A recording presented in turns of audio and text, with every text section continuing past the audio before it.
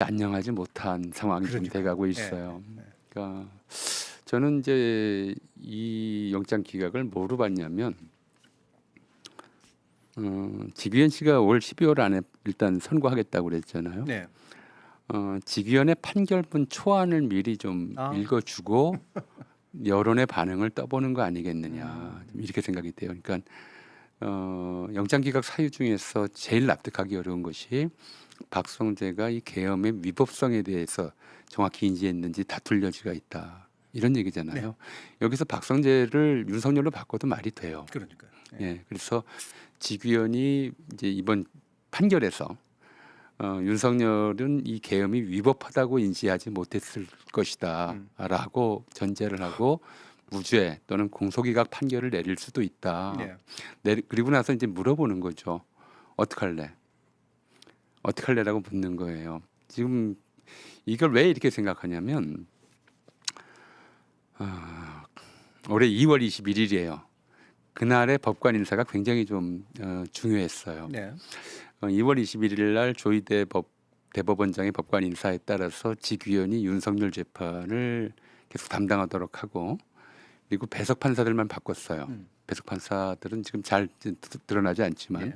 그리고 지규현이 그 윤석열 내란 재판의 주임 판사가 된 지 열흘 뒤에 윤석열을 석방했죠. 윤석열 풀어주는 시간 단위로 계산하는 결정을 했어요. 근데 그와 같은 날 수원지법에서 대장동 재판을 담당하던 판사 3사람을 한꺼번에 서울중앙지법 네. 영장 전담 판사로 끌어올렸어요. 이때쯤 돼서 조희대는 이제 향후 문제를 이 내란 문제를 내란 재판을 중심으로 해서 내란이라고 하는 프레임을 이제 내란이라고 하는 실체를 없애버리고 내란이 아니다라는 쪽으로 그 사법 일종의 이제 조희대의 사법투쟁이죠. 예. 조희대 기준에서 보면 조희대의 사법투쟁이고 한국 사회 기준에서 보면 조희대의 사법 쿠데타예요. 사법 쿠데타 계획을 그때 확실하게 입안하고 그에 대해서 인력 배치를 끝냈다고 생각이 들고요. 예. 그래서 그 이후에 지금 내란 이제 특검이 만들어지고 김건희 특검, 최상병 특검 나올 때마다 서울중앙지법 영장 판사가 자꾸 이상한 거 이제까지 일이 없었던 것들을 하고 있잖아요. 게다가 최근 들어와서 드러나고 있는 좀 두드러진 현상은 거리의 현수막에 예. 내란 특검 철폐라고 하는 게 걸리기 시작했어요. 그리고 윤석열도 그동안 구치소에서 버티다가 특검에 출석하는 모습을 보이고 있어요. 예. 이른바 사법적 그러니까 특검이 없는 상태. 그러니까 조희대 중심의 사법 체제들을 중심으로 해서 이 내란 사태를 자기들 의도대로 정리하겠다고 하는 그런 여론전이 좀 시작됐다고 보이거든요. 뭔가가 계속 연결되는 느낌이 좀 받아들여라라는 들죠. 것이죠. 그러니까 지금 우리가 이 박정호 판사의 영장 기각에 대해서 우리 사회가 보이는 반응이 뜨뜻미지근하다 그러면 저는 이제 지규현이 용기를 얻을 거라고 생각을 해요. 분명히 저는 그때 이제 올해 2월 21일 날에 이른바 계획대로 윤석열 무죄 선고를 할 가능성이 굉장히 커졌다라고 판단이 되고요. 예. 그리고 이 술사 고법에서 무슨 이제 뒤집어진다 하더라도 조희대가 2027년까지 대법원장으로 있기 때문에 대법에서 최종적으로 무죄 선고할 가능성이 좀 남아 있다.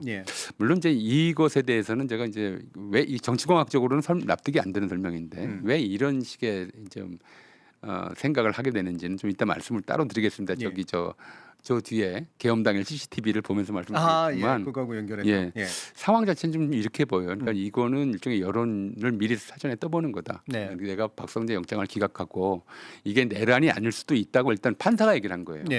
내란인지 따져볼 여지가 있다라고 얘기를 한 것이고 그 판단에 대해서 언론이라든가 국민 여론이 어떻게 되는지 왜냐하면 이제 이 5월 1일에 조희대 대법원의 이재명 당시 이제 민주당 후보 피선거권 박탈 선고 이후에 두 가지 우리가 좀 참고할 사안이 있어요. 하나는 고법에서 대단히 신속하게 이제 선거 전에 처리하려고 하다가 여론이 생각보다 뜨겁다, 큰일 났다 싶으니까 판결을 연기했어요. 그다음에 엊그제 이 국회 법사위원들이 대법원 현장 감사를 했잖아요. 그리고 식사를 하면서 그런 얘기를 들었다고 그래요. 이 조희대의 이 파기환송 판결에 동조했던 대법원 판사 10명 중에 한 사람이 여론이 이 정도일 줄 몰랐다. 이재명 이게 선거권 비선거권 박탈하는 거 하면 그냥 수용할 줄 알았는데 예, 이 정도일 좀 줄 떨어진 사고를 하고 있었다는 얘기죠. 이 사람들은 이제 조선일보류나 아니면 이제 극우류들하고만 네트워크가 돼 그들의 정도만 받고 있었다는 얘기예요. 예. 아 이거 이렇게 하는 것이 여론에 부합하는 거겠구나라고 생각을 했다는 거죠. 그 사람들의 그런 사고 방식 속에서 나온 이런 좀 판결들이기 때문에 이것도 일종의 좀 그런 여론전을 벌여보겠다.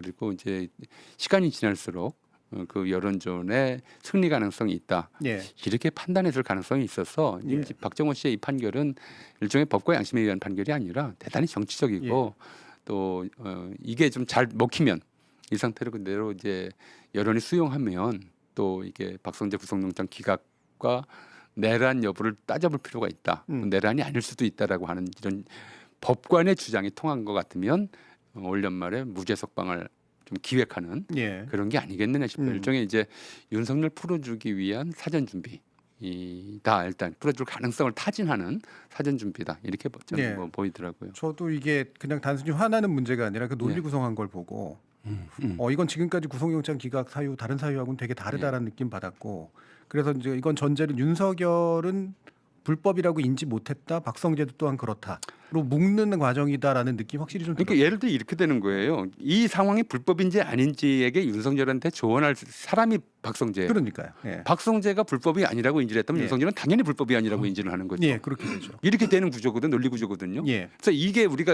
이걸 수용하고 통해버린다면 저 판사의 저 판결을 저 판사를 그냥 용서하고 넘어간다면 직위원도 당연히 그다음에 올 건 뻔하다. 뻔하게 윤석열 무죄 석방을 하겠죠. 예. 김태형 소장님. 뭐 사실 박성재보다 윤석